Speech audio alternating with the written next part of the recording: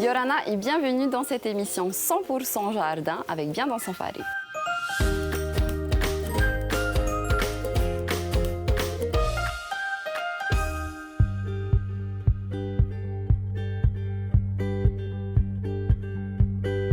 Aujourd'hui, on part sur la côte ouest à la rencontre de Loïc qui s'occupe de tout ce qui est aménagement extérieur.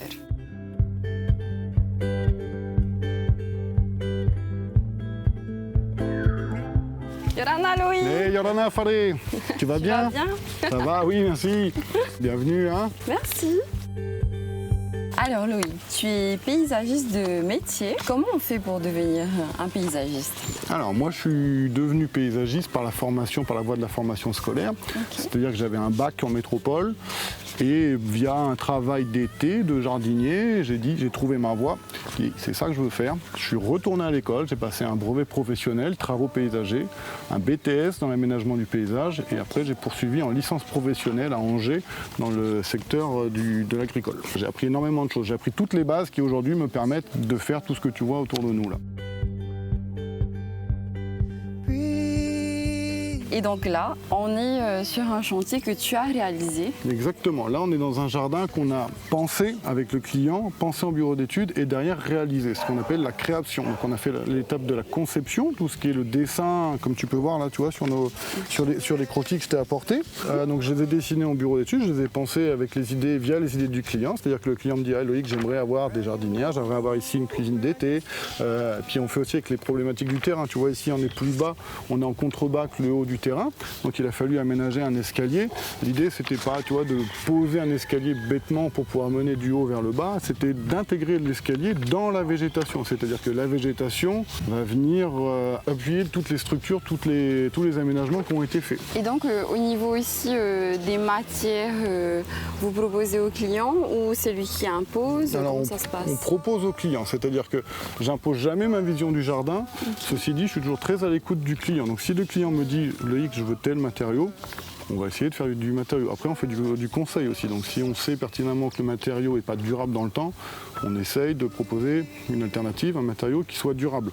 Mais si le client me dit du béton, on fait des escaliers en béton. Pour tout ce qui est des plantes, vous fournissez où exactement? Alors pour les plantes, on se fournit dans les pépinières de la côte ouest. À savoir qu'on aimerait avoir pour projet de monter nous-mêmes notre propre pépinière.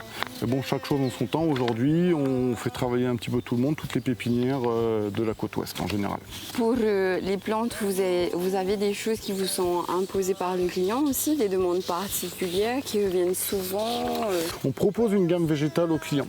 C'est-à-dire qu'on utilise des végétaux qui sont avec un très faible entretien et qui font très peu de PO. C'est-à-dire que tu vois tous les végétaux que tu vois derrière toi, les héliconias, oiseaux du paradis, toute la gamme des AP, tout ça font très très peu de PO. Et ils sont tout de suite très volumineux, si tu veux, ça fait du volume, c'est très exubérant. Et ça fonctionne bien. Et surtout, l'idéal, c'est qu'il y ait très peu d'entretien. Parce qu'un jardin... Et puis c'est coloré aussi. Et c'est coloré, effectivement. L'idée, c'est qu'un jardin qui demande beaucoup d'entretien, c'est un jardin qui va devenir très vite fiou. Pourquoi? Parce que tu vas être fiou d'entretenir. Moins tu vas entretenir ton jardin, plus il va y avoir des PO dedans, des mauvaises herbes. Plus il va y avoir de mauvaises herbes, moins tu vas avoir envie de l'entretenir. Et ça, c'est un cercle vicieux. La gamme végétale que l'on propose, si tu veux, c'est des végétaux qui demandent très très peu d'entretien. Après, quand un client a une demande particulière, bien évidemment, on respecte complètement. On respecte le client est roi et on respecte toujours la volonté du client. Vous proposez peut-être des arrosages automatiques, comment ça se passe? Tout à fait. Alors on propose de l'arrosage automatique sur nos chantiers systématiquement. Alors après, au choix du client ou pas d'accepter. Il faut savoir, tu vois, sur ce chantier-là, on a un système d'arrosage automatique qui est piloté par smartphone. C'est-à-dire que sur nos vignes, en fait, génial, ça. Le client et nous-mêmes, on a accès à l'arrosage automatique n'importe où on soit dans le monde. À partir du moment où tu as un accès à Internet, on va pouvoir déclencher, arrêter l'arrosage. C'est-à-dire que si demain le client m'appelle en me disant « Ah Loïc, je crois qu'il y a un problème sur l'arrosage », je regarde sur mon Vini le rapport d'arrosage, « Ah, ça a arrosé, ah non, ça n'a pas arrosé ». Ça, c'est plutôt une bonne chose. C'est-à-dire que tout le monde, on peut avoir, et moi et le client, la main en même temps sur l'arrosage.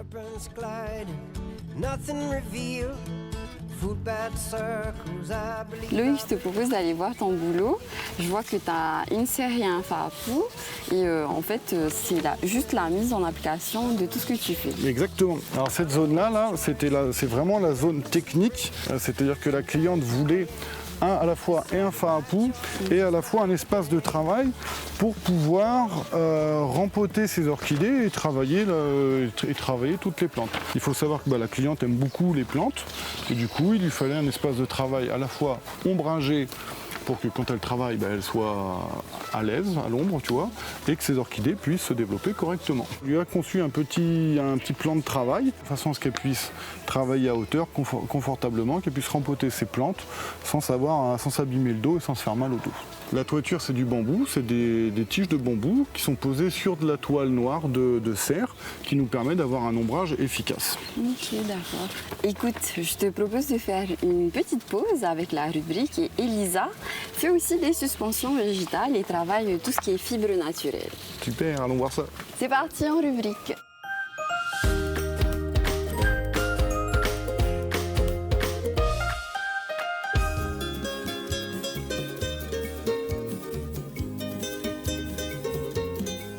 Je m'appelle Elisa Guillot et je suis artisane et j'ai découvert cette passion depuis déjà 9 ans quand j'ai commencé à toucher à des matières locales comme la perle, les noix de coco, les bois flottés.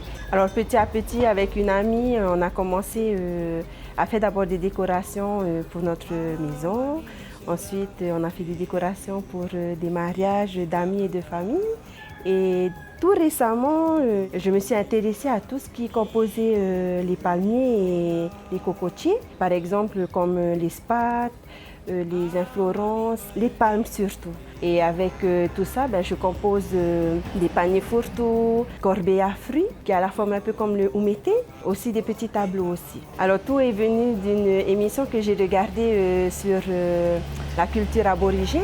Dans cette émission, il y avait un couple aborigène en fait, qui utilisait la matière qu'est la paille pour conserver leur nourriture. Et c'est parti en fait de cette émission-là que je me suis intéressée plus particulièrement aux palmiers et aux palmes surtout. La palme en elle-même, elle est très rigide, alors il faut souvent la mouiller pour pouvoir justement faire qu'elle soit souple et malléable. J'utilise aussi principalement la corde aussi pour pouvoir coudre justement cette matière. Alors ce qui est bien avec la palme, elle a ses propres couleurs et on n'en retrouve jamais les mêmes. Et donc c'est ce que je trouve magnifique dans les palmes, elle a son originalité à elle, même avec ses petits défauts, qu'on pense que c'est des petits défauts. Et même quand elle sèche, elle se forme elle-même, donc ce qui donne son originalité, puisque on ne verra jamais la même chose en fait, même si on le coud de la même façon. Pour donner un peu plus de modernité au panier, j'associe d'autres matières comme le coquillage, les bois flottés, les bouts de noix de coco aussi, de la fibre aussi, du pain oré. Et je les peins également aussi.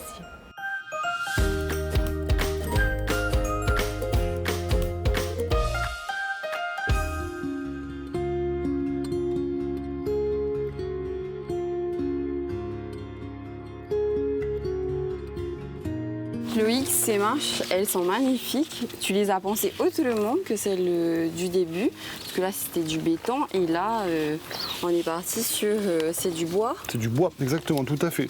Alors, elles sont différentes pour une question de budget. C'est-à-dire que ces escaliers-là qui ont une tendance plus rustique coûtent forcément moins cher que les gros ouvrages en béton qu'on a vus précédemment. Donc là, c'est du pain traité que l'on goudronne. Ça nous permet de pouvoir poser le bois à même le sol pour éviter le pourrissement. Donc c'est quelque chose qui est durable dans le temps. Et je vois aussi qu'il y a beaucoup de copeaux de bois. Toutes nos plantations, systématiquement, on va venir travailler le sol. Donc on apporte du compost enrichi. Et afin de te garantir de bonnes plantations, on rajoute des copeaux de bois dessus. Des copeaux de bois, si tu veux, permettent de maintenir l'humidité ambiante du sol. Et de nourrir. De nourrir quand il se dégrade, effectivement, ça apporte du mat au sol et ça ralentit la pousse des mauvaises herbes. C'est-à-dire qu'il y a moins de travail dans le jardin, c'est moins fou. C'est hyper intéressant. Hein. Je pourrais en parler toute la journée, j'ai l'impression.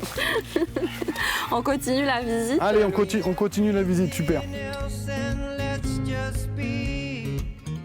Là, on est dans la partie plus accueil. Hein. On est parti, oui, dans la partie visible de la terrasse, si tu veux. Vraiment la partie principale du jardin, pour le coup. Loïc, je te propose qu'on aille s'asseoir dans ce joli petit coin.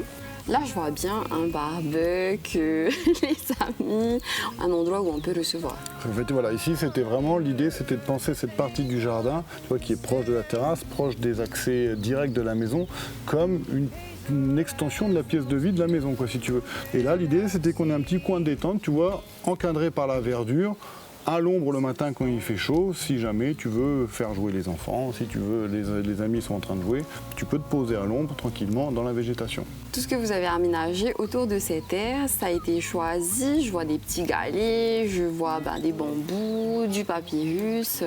Comment vous l'avez pensé? Alors on a pensé ça encore une fois, toujours dans un esprit d'extension et de la maison, et surtout de praticité. Tu vois, tous les petits galets que tu vois autour de la maison, en fait, c'est ce qu'on appelle des bandes de propreté. Ça évite de mettre le gazon à coller de la maison, et quand tu vas venir passer là des broussailleuses verrées, quand tu fais ça, tu abîmes la façade de la maison. Là, avec cette bande de propreté, tu touches pas la maison et les abords de la maison restent toujours propres. Là, les jardinières qu'on a créées ici, c'était pour donner du volume, tu vois, au jardin. Parce que si on n'avait pas mis cette jardinière-là, en fait, on aurait une grande bande de gazon, des plantations. Bon, c'était un petit peu plat. On a voulu donner du relief et du volume, tu vois, pour rappeler un petit peu la maison qui, pour le coup, est contemporaine et un petit peu cubique. Pour le coup, les jardinières sont là pour rappeler la maison, d'avoir une petite touche de modernité au jardin. Loïc, en tout cas, merci beaucoup pour ton partage. Merci de nous avoir accueillis. Et puis, franchement, le boulot que tu fais, c'est magnifique. Je suis fan. Merci, fallait cool. Merci beaucoup. En tout cas, merci à toi. Merci aussi de nous avoir accueillis. Top, merci. Et nous, on se retrouve la semaine prochaine. Merci pour votre fidélité. Nana. Nana.